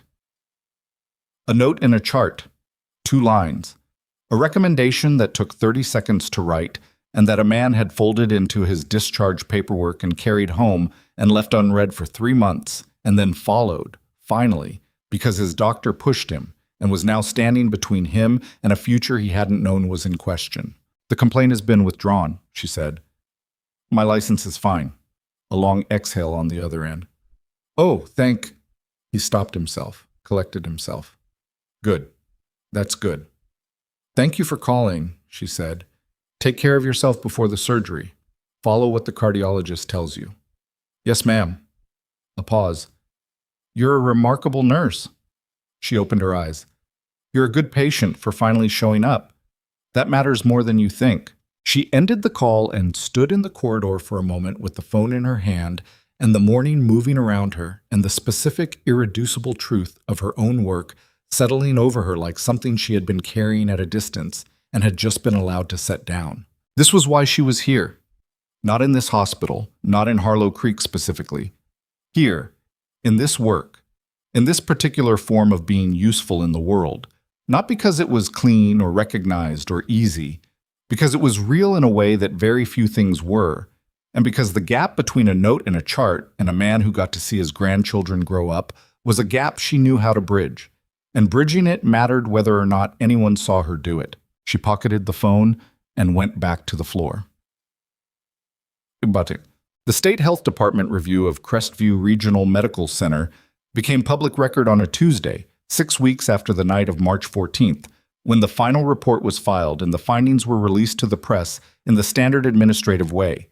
A PDF posted to a government website, a brief statement from the state health commissioner, the kind of announcement that was easy to miss if you weren't looking for it. The press was looking for it. A reporter from the Harlow Creek Gazette had been tracking the review since January, when a source inside the hospital had tipped her that the standard review was more complicated than the administration was letting on. She filed her story the same day the report dropped, and the story was picked up by the state wire. And by Thursday, it had reached 3 regional outlets and 1 national healthcare trade publication. The findings were detailed and specific in the way of government documents, unsparing in the language of bureaucracy, which was its own kind of ruthlessness. The review found a pattern of documentation practices in the emergency department that did not meet state standards. It found 2 incidents of delayed intervention with adverse patient outcomes attributable in part to inadequate assessment protocols. It found that the department's attending physician had on multiple occasions submitted incident reports that were inconsistent with available monitor data and nursing documentation. It found that administrative leadership had been aware of concerns about the department's performance as early as the previous October and had not escalated those concerns to the state review team in a timely manner. The report did not use the word falsification. Government reports rarely did. What it used was material discrepancy between contemporaneous clinical data and submitted incident documentation, which meant the same thing in language that would survive a legal challenge. The consequences were specific and public in the way Harlan Voss had spent months trying to prevent. His medical license was placed under review by the state medical board, who opened their own independent investigation. The investigation would take 4 months and result in a formal censure and a 2-year probationary period with mandatory oversight of all documentation practices, should he seek to practice again. The ER attending position at Crestview was not a position he would hold again in any form.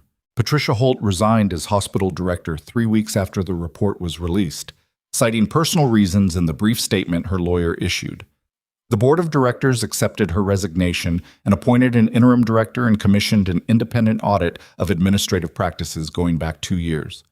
The audit found additional concerns, none of which involved Emma directly, but all of which suggested that the events of March 14th had been less an aberration than a revelation of something that had been building for a long time. Emma was not present for any of these events in the way of someone watching them happen.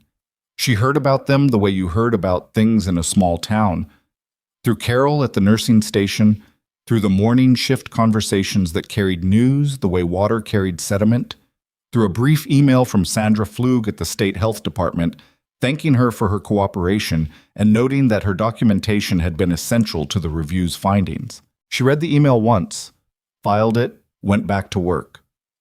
What she did not expect was the letter.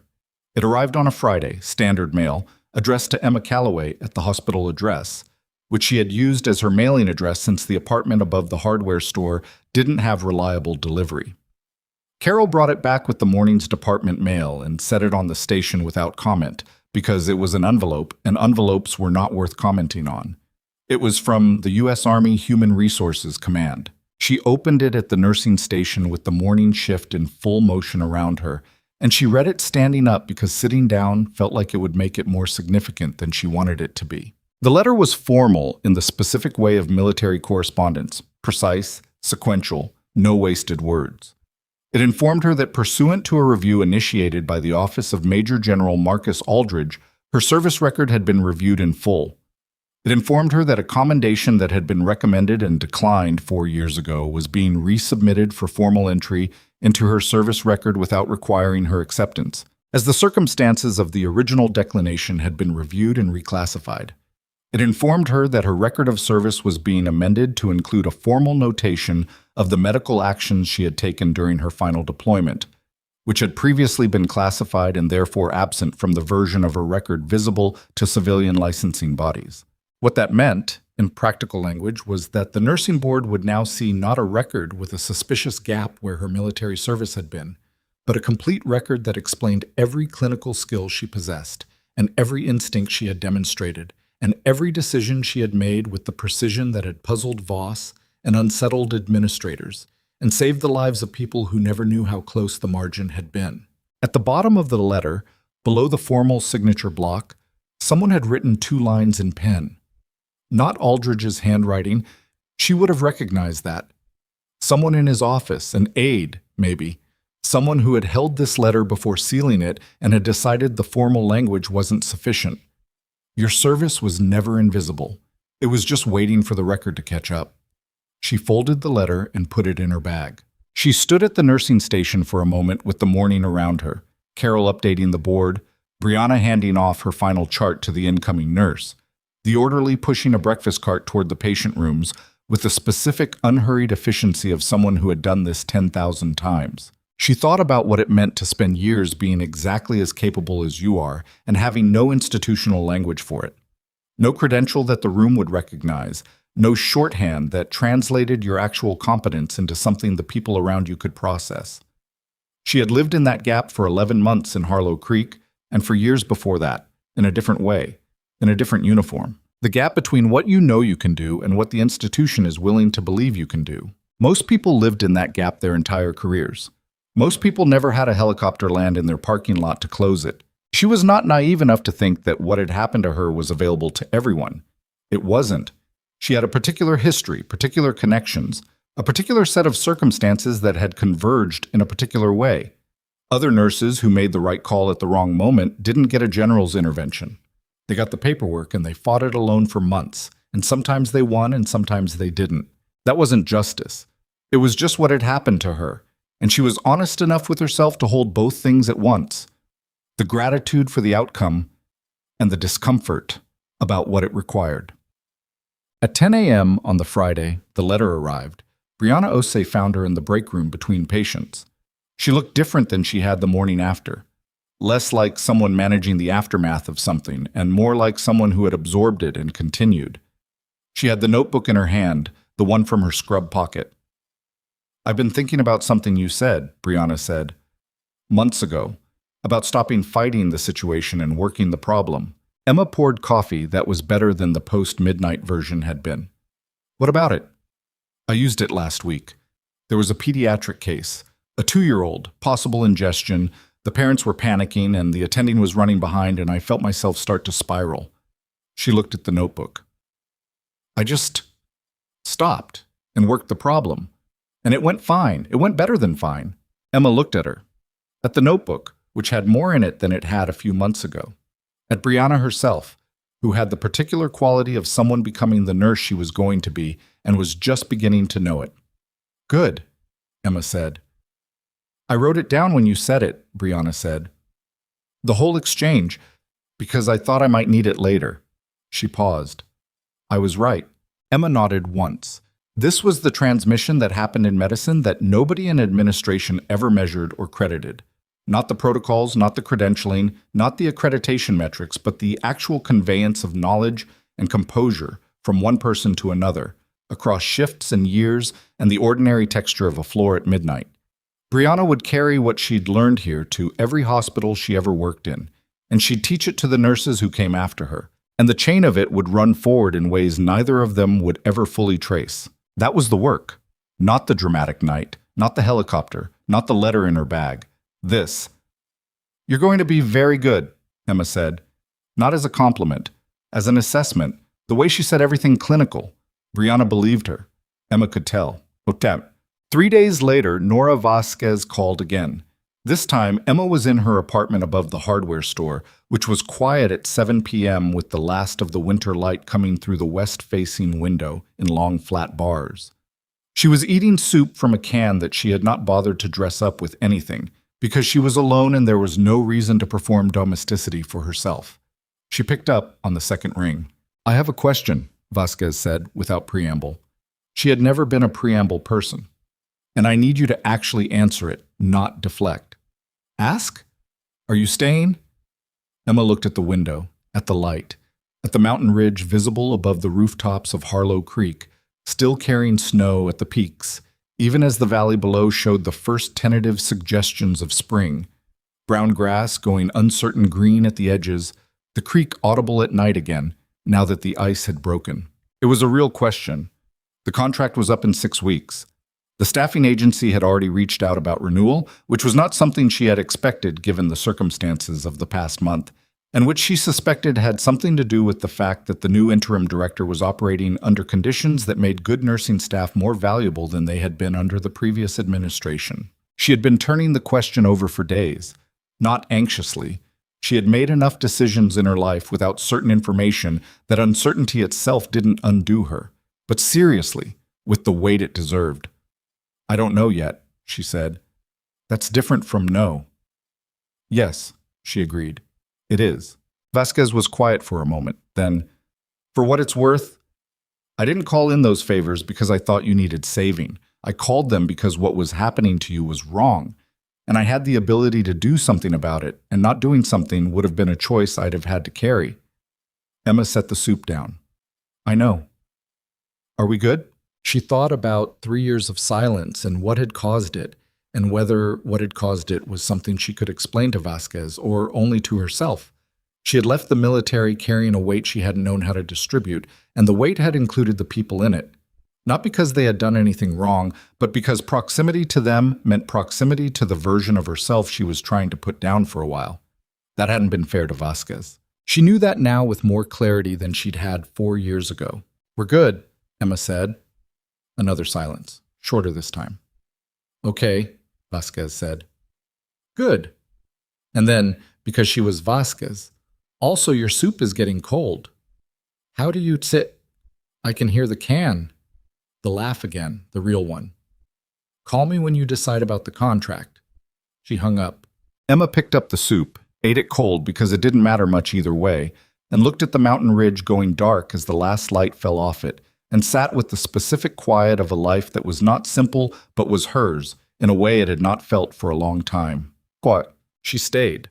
She signed the renewal 2 weeks before the original contract ended, for 6 months this time instead of 3, which was a statement she made deliberately and without fanfare. The staffing agency sent the confirmation email with a note that the hospital had specifically requested her by name, which was not something that had ever appeared in a communication from this hospital before. She filed the email with the letter from Army HR and did not make more of it than it was. The emergency department under the interim director was not transformed. Transformation was a word for press releases and grant applications. What it was different in incremental ways that accumulated into something meaningful if you worked there long enough to feel the accumulation.